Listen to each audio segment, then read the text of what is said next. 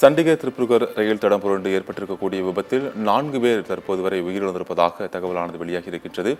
மேலும் 22 பேர் படுகாயங்களுடன் மருத்துவமனைகளில் சிகிச்சை பெற்று வருகின்றனர்.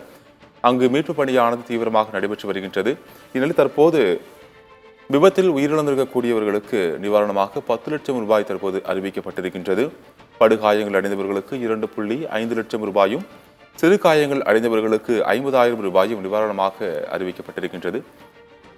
உத்தரப்பிரதேச மாநிலம் கோண்டா மாவட்டத்தில் தற்போது ஏற்பட்டிருக்கக்கூடிய சண்டிகர் திருப்புகர் ரயில் விபத்திற்கு தற்போது உயிரிழந்திருக்கக்கூடியவர்களின் தற்போது நிவாரணமாக 10 லட்சம் ரூபாய் அறிவிக்கப்பட்டிருக்கின்றது. உயிரிழந்தவர்களின் குடும்பத்தினருக்கு 10 லட்சம் ரூபாய் நிவாரணமாக அறிவிக்கப்பட்டிருக்கின்றது.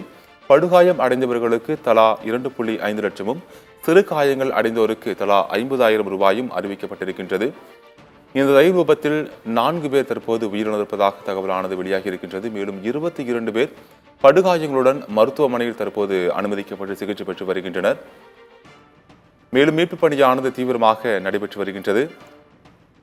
தற்போது சண்டிகர் திருப்புகர் ரயில் தடம் புரண்டு விபத்து குறித்து விசாரிப்பதற்காக உயர்மட்ட விசாரணைக்கு தற்போது ரயில்வே ஆனது உத்தரவு பிறப்பித்திருக்கின்றது.